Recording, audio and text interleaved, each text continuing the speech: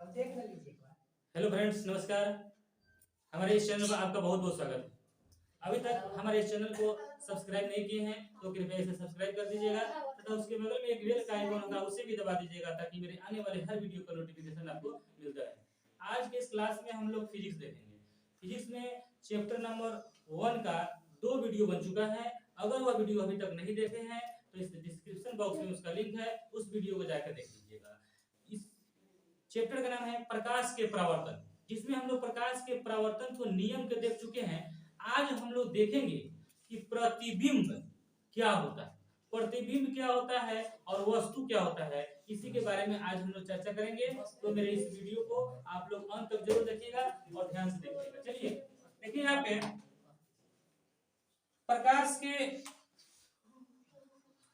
यहाँ पे पहले सबसे प्रतिबिंब किसे कहते हैं। प्रतिबिंब मतलब क्या होता है समझिए। प्रतिबिंब मतलब होता है इमेज।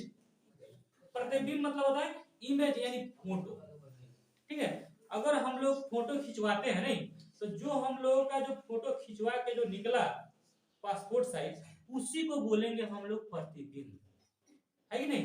प्रतिबिंब तो उस वो प्रतिबिंब क्या होता है, तो किसी बिंदु स्रोत से, मतलब कहीं से किसी बिंदु स्रोत से प्रतिबिंब के बारे में जैसे हम आपको समझाना चाहते हैं। यहाँ पे जैसे यहाँ पे कोई दर्पण है, यहाँ पे कोई दर्पण है, ठीक है।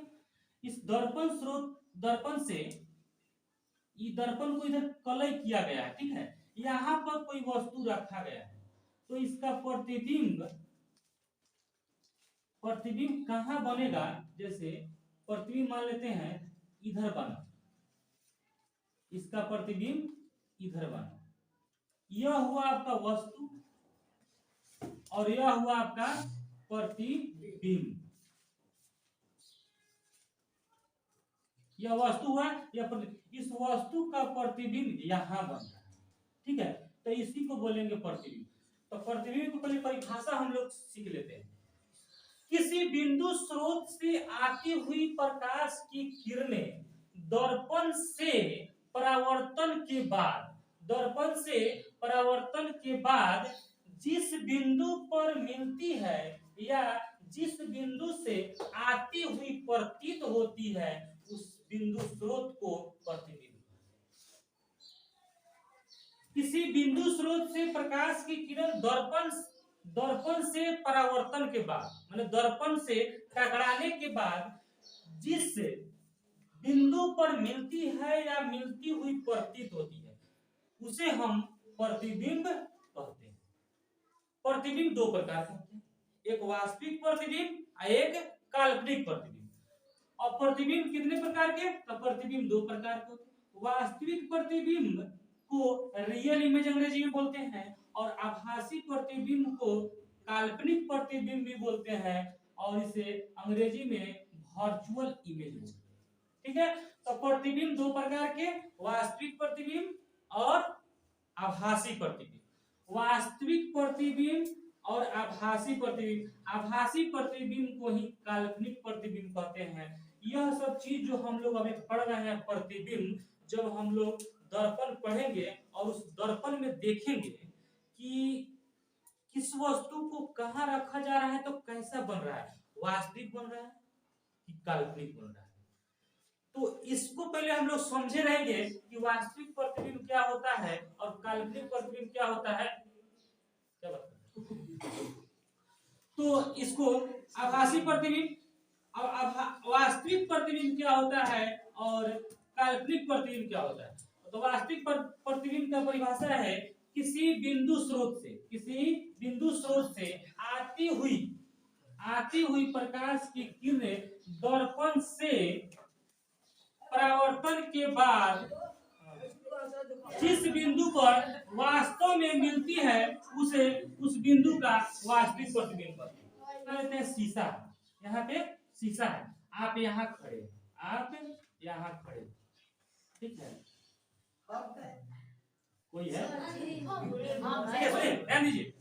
अब यह शीशा है, अब इस शीशा को इधर से कलर किया गया है ना। अब इसका प्रतिबिंब कहाँ बनेगा, इसका प्रतिबिंब कहाँ बनेगा समझिए। तो इस शीशा में आप देख रहे हैं तो देखिएगा इसका प्रतिबिंब जस्ट इसके पीछे बनता है, दिखता है कि नहीं? मतलब शीशा में देखिएगा ना, तो देखिएगा यहाँ पे ध्यान से देखिएगा, जैसे शीशा है, अब यहाँ से जैसे आप देखिएगा ना, तो इसका प्रतिबिंब जस्ट इसके पीछे बनता है। प्रतिबिंब मैंने नहीं लगता है, शीशा में लगता है। तो आप जितना इधर रखिएगा ना, उतना ही उधर प्रतिबिंब आपका बनेगा। जैसे मान लेते हैं यहाँ 10 सेंटीमीटर की दूरी पर, ठीक है, यहाँ से यहाँ 10 सेंटीमीटर दूरी पर, तो इसका प्रतिबिंब भी इधर बनेगा आपका 10 सेंटीमीटर की दूरी, यानी वस्तु दूरी और प्रतिबिंब दूरी बराबर होता है। प्रतिबिंब दूरी जो होता है यह क्या होता है, बराबर। वस्तु की दूरी और प्रतिबिंब की दूरी क्या होता है, बराबर होता है। यहाँ जितना मैंने दर्पण से जितना दूरी पर आप रहिएगा, दर्पण से उतना ही पीछे आपका प्रतिबिंब, ठीक है। और वास्तविक में आपका प्रतिबिंब उल्टा बनता है। तो जब हम लोग दर्पण पढ़ेंगे ना, किस वस्तु को कहाँ रखा जा रहा है तो कैसा प्रतिबिंब नहीं, तो उसमें हम लोग विशेष चर्चा करेंगे। उल्टा बनता है, सीधा बनता है, कैसे बन रहा है, ये सब हम लोग मतलब चित्र के माध्यम से समझेंगे। अभी हम लोग सिर्फ परिभाषा पढ़ रहे हैं, ठीक है। तो परिभाषा समझ लीजिए कि वास्तविक प्रतिबिंब में उल्टा प्रतिबिंब बनता है, ठीक है, और इसे पर्दे पर उतारा नहीं जा सकता है, ठीक है। उसके बाद में आभासी प्रतिबिंब क्या होता है, किसी बिंदु स्रोत से आती हुई प्रकाश की किरणें परावर्तन के बाद जिस बिंदु से आती हुई प्रतीत होती है, उसे उस बिंदु स्रोत का आभासी प्रतिबिंब कहा जाता है। देखिए, इसे पर्दे पर नहीं उतारा जा सकता, आभासी प्रतिबिंब को पर्दे पर नहीं उतारा जा सकता है, और यह वस्तु की अपेक्षा सीधा होता है। यह वस्तु की अपेक्षा सीधा प्रतिबिंब होता है। जैसे हम आपको यहाँ पे अगर ए लिखा हुआ है, किसी दर्पण में अगर इसको देखिएगा तो यह क्या हो जाएगा, यह प्रतिबिंब देखिए ऐसा ही बनेगा, ठीक है। अब पलटेगा भी तो ऐसा ही हो जाएगा। अब देखिए बी, देखिए बी, देखिए बी जो है इस दर्पण में उल्टा बनेगा। देखिए जब बी है, इसको दर्पण में देखिएगा ना, तो बी ऐसे देखेगा,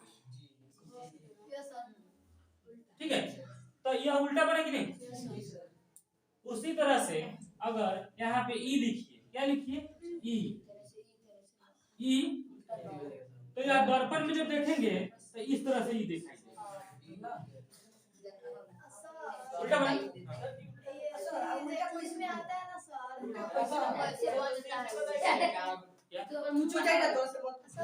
हाँ देखिएगा, जैसे आप शीशा लाइए, जैसे है यहाँ पे है ना, उधर जब शीशा में देखेंगे ना, हाई वाला आपको इधर दिखेगा, ऐसे ऐसे सोटे हुए हैं, तो शीशा में देखिएगा तो ऐसे सोटे, उल्टा हो गया नहीं, यानी आपको क्या कर दिया, उल्टा कर दिया, पलट नहीं। देखिएगा ध्यान से, अगर शीशा